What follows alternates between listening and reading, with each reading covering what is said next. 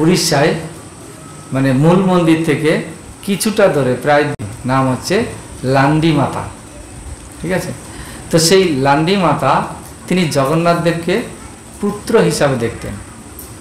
বাৎসল্য রসে সেই পুত্রকে তিনি কি করতেন না, নিম পাতা বেটে নিয়ে দিয়ে আসতেন মন্দিরে। কেন দিতেন না, তিনি ভাবতেন যে জগন্নাথ দেব আমার ছেলে এই যে এত ভোগ গ্রহণ করে, বিভিন্ন রকমের মিষ্টান্ন থেকে শুরু করে, মিষ্টি দ্রব্য থেকে শুরু করে, অন্ন থেকে শুরু করে 56 ভোগ যে পাচ্ছে, আমার ছেলের পেটের মনে হয় রোগ হয়, পেটের অসুখ হয়। কারণ আমি যদি একটু নিম পাতা বেটে দিয়ে আসি তাহলে আমার পুত্রের মানে অসুখটা মানে এতবার যে আহার করে তাতে একটু উপশম হবে। তো সেই নিম পাতা প্রতিদিন লান্ডি মাতা বাড়ির থেকে বেটে নিয়ে ভেতরে দিয়ে আসে। এরকম দিতে দিতে একদিন নিয়ে গেছে লান্ডি মাতা সেই নিম পাতা বাটা, আর প্রহরীরা মানে যারা ওই পাহারা দেয় বা যারা গার্ড থাকে মন্দিরে ঢোকার প্রবেশ পথে একজন করে গার্ড থাকে, সেই গার্ড একদিন বলছে তুমি প্রতিদিন আঁচলের তলায় করে কোনো একটা বস্তু নিয়ে আসো, সেটা কি গো এবং কাকে তুমি দিতে যাও? বলছে আমার ছেলেকে দিতে যাই। কি দিতে যাও না, নিম পাতা বাটা। কি তোমার ছেলে কি এখানে আছে নাকি? বলছে হ্যাঁ এখানে আছে আমার ছেলে।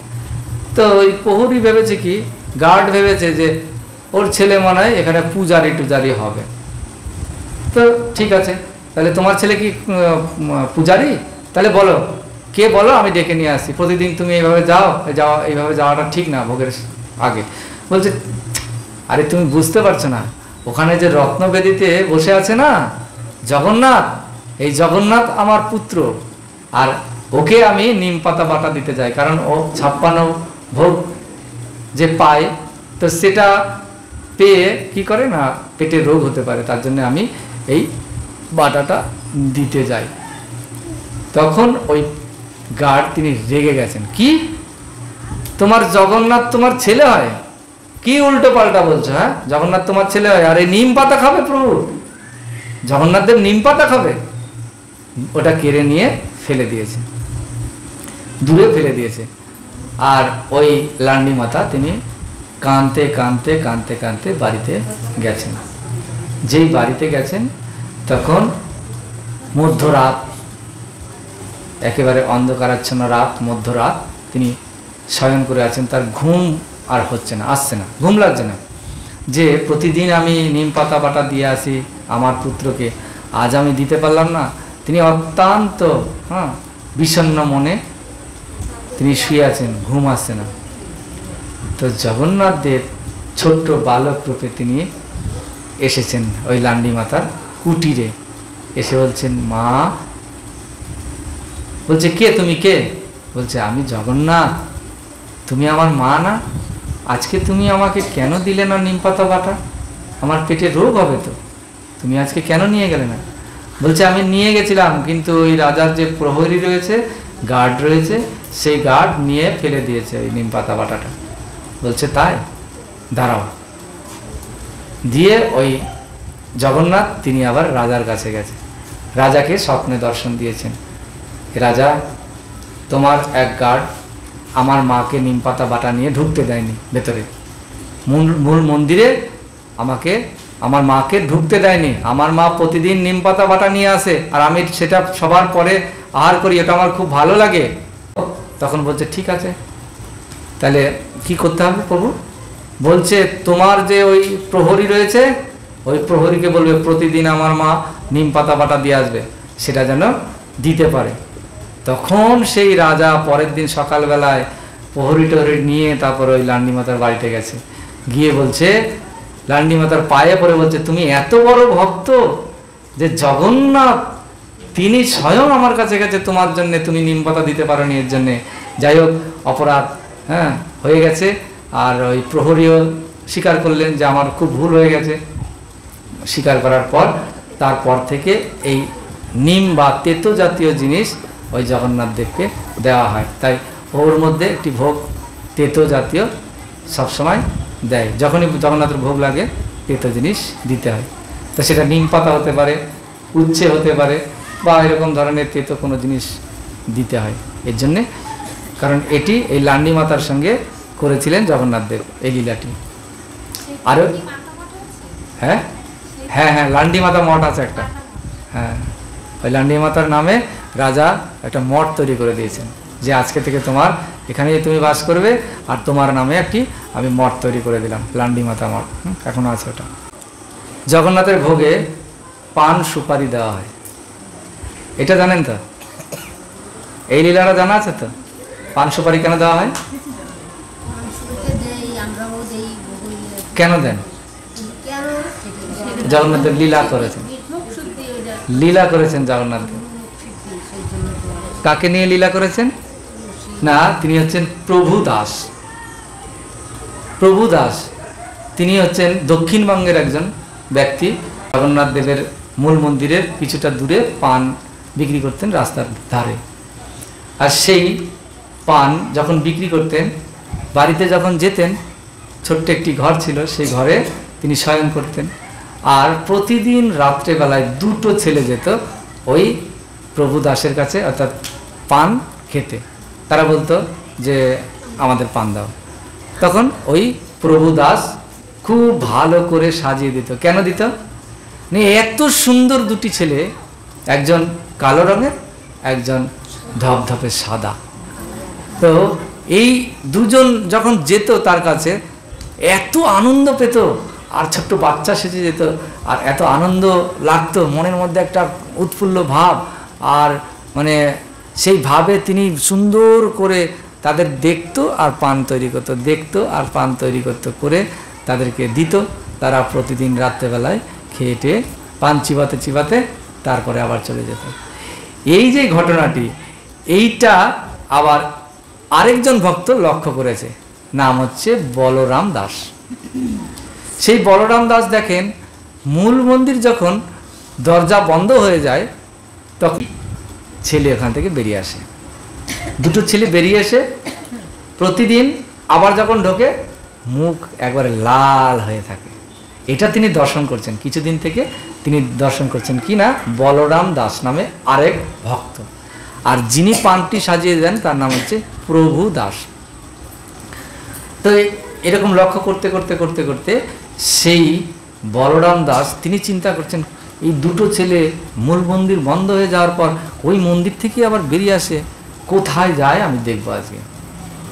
রাত্রেবেলায় তাদের পিছু নিল, দুটো ছেলের পিছনে নিল, দেখছে পেছনে যেতে যেতে যেতে যেতে ওই প্রভু দাসের বাড়িতে যায়। আর প্রভু দাস দূর থেকে দেখছে, প্রভু দাস ওই ছেলে দুটোকে খুব ভালো করে দর্শন করে, আনন্দ পায়, হাসতে হাসতে পানটা সাজিয়ে দেয়, খুব সুন্দর করে সাজিয়ে দিয়ে তাদের দুজনের হাতে দেয়। তারা আবার চিবাতে চিবাতে চিবাতে চিবাতে চলে আসে। পরের দিন আবার এরকম যখন হচ্ছে, আর এই বলরাম দাস তিনি আর স্থির থাকতে পারলেন না, যে দুটো বাচ্চা প্রতিদিন এই ঘরে ঢোকে, এই ঘর থেকে যায় আর চিবাতে চিবাতে চলে যায়, মুখ লাল করে। ওর এইবার প্রভু দাসের কাছে এই বলরাম দাস এসে বলছে, আচ্ছা ওই দুটো যে ছেলে আছে, ওই ছেলে দুটো কে গো? বলছে আমি জানি না, কিন্তু আমার খুব আনন্দ লাগে, আমার এত ভালো লাগে ওই দুটো ছেলেকে দেখতে, দর্শন করতে। হ্যাঁ, তারা যখন আসে আমি সব কিছু ভুলে যাই, পান চাই, পান আমি সাজাই, খুব ভালো করে দিই, মনের মতন করে আমি পান দিই। হ্যাঁ, তারা খেয়ে আবার চলে যায়। আমার এটা ইচ্ছে যে যদি জগন্নাথ দেব একটু আমার হাতে পান সেবা করতো, খুব ভালো লাগতো, এটা আমার ইচ্ছা। তো জানি না, এই ছেলে দুটো আসে, আমি আর পয়সা চাইতে পারি না। বলছে তুমি পয়সা চাও? বলছে না না, আমি পয়সা চাইতে পারি না। বলছে কাল থেকে তুমি পয়সা চাইবে। কেন? আমি ওদের দেখেই তো অভিভূত হয়ে যাই, দেখে আমার এত ভালো লাগে, আর চাইতে ইচ্ছা করে না তাদের কাছে। বলছে না, তুমি যদি এরকমভাবে প্রতিদিন পানের পয়সা না নাও, তাহলে একদিন তোমার কি হবে, আর পুঁজি থাকবে না। একদিন যখন এসেছে, তখন ওই দুটো ছেলের কাছে যখন পান টান সাজিয়ে দিয়েছে, দেওয়ার পরে বলছে, শোনো বাচ্চা, তোমাদেরকে একটা কথা বলি। বলছে কি? বলছে তোমরা প্রতিদিন এখানে আসো, কোথা থেকে আসো তাও আমি জানি না, এসে পান সাজাতে বলো, আমি সাজিয়ে দিই, তোমাদেরকে খুব ভালো লাগে আমার, সাজিয়ে দিই, আর পানটা দিই, তারপরে তোমরা চলে যাও। আচ্ছা, তোমাদের কাছে আমি পয়সা চাই না, আর তোমরাও আমাকে পয়সা দাও না, কেন বলো তো? বলছে তুমি কোনোদিনও চেয়েছো নাকি পয়সা, যে পয়সা দেবো? বলছে আজকে তোমরা পয়সা দিয়ে যাও। বলছে আজকে তো আনিনি পয়সা, এক কাজ করুন, কালকে আসবো, কালকে যতদিন পান খেয়েছি সব পয়সা একসঙ্গে দিয়ে যাব। বলছে না, আমি আজকে ছাড়বো না, কারণ তোমরা কোথা থেকে আসো, কালকে যদি না আসো, আজকে পয়সা চেয়েছি, এর জন্য যদি কালকে না আসো তাহলে আমি আর পয়সা পাবো না। তাহলে বলছে উপায়, বলছে এক কাজ করো, যদি পয়সা না থাকে তোমরা কিছু দাও। বলছে আমাদের কাছে তো কিছু নেই, আমাদের কাছে এই যে দুটো উত্তরীয় আছে, এই উত্তরীয় দুটো রাখো, তাহলে কালকে যখন আসবো পয়সা দিয়ে যাব আর উত্তরীয় দুটো নিয়ে যাব। তখন ওই প্রভুদাস তিনি রাজি হলেন, ঠিক আছে তাহলে দিয়ে যাও, আজকে তোমাদের আর ছাড় নাই, আজকে দিয়ে যাও, কালকে পয়সা আনবে কিন্তু। বলছে ঠিক আছে পয়সা আনবো কালকে। তো এইভাবে চলে গেল, যেই উত্তরীয় দুটো দিয়ে চলে গেল। আবার যখন মূল মন্দিরে তারা প্রবেশ করলো, তো মূল মন্দির যখন সকালবেলায় খোলা হলো, মঙ্গল আরতি শুরু হলো, তখন দেখছে যে জগন্নাথ দেব বলদেবের কি উত্তরীয় নেই। তখন যে পূজারী ওই রাত্রেবেলায় শয়ন দেয় সেই পূজারীকে তলব করেছে যে আচ্ছা জগন্নাথ দেবের আর বলদেবের উত্তরীয় নেই কেন? বলছে আমি তো সেই উত্তরীয় সমেত রেখে দিয়ে গেছিলাম, তো উত্তরীয় নেই কেন এটা তো জানি না। বলছে তুমি কালকে পড়াওনি তাহলে উত্তরীয়? বলছে না আমি উত্তরীয় পড়িয়েছি, আমার মনে আছে, আমি যখন গেছি তখন সব ঠিকঠাক করে তারপরে গেছি। বলছে ও তাই, তাহলে নেই কেন? আর এই খবর চলে গেছে রাজার কাছে। রাজা তখন ক্রুদ্ধ হয়ে ওই পূজারীকে বকছে, আর যখন পূজারীকে বকছে তখন সেই পূজারীর সঙ্গে এই যে বলরাম দাস তিনিও ছিলেন, মানে তিনিও এসেছেন আর কি। এই ঘটনা সচক্ষে দেখবেন, কারণ তিনি জানেন যে কার কাছে ওই উত্তরীয় রয়েছে, তিনি তো দেখেছেন, ফলো করেছেন। তখন বলছে যে এই পূজারী ঠিক কথা বলছে, কারণ এই পূজারী পড়িয়েই দিয়ে গেছিল, কিন্তু যখন রাত্রেবেলা হ্যাঁ এরকম জগন্নাথ আর বলরাম বেরিয়ে যায় প্রতিদিন, আমি দেখতে পাই, গিয়ে দেখি প্রভুদাসের বাড়িতে পান টান খেয়ে তারপরে চলে আসে। আর প্রভুদাস সেই দিন পানের পয়সা চেয়েছে, আর পানের পয়সা দিতে পারেনি, তার জন্যই উত্তরীয়টা রেখে দিয়ে চলে এসছে। বলছে তাই, ঠিক আছে তাহলে চলো প্রমাণ দেবে তুমি। তখন ওই সবাইকে নিয়ে, রাজাকে নিয়ে প্রভুদাসের ছোট্ট কুটিরে এসেছে।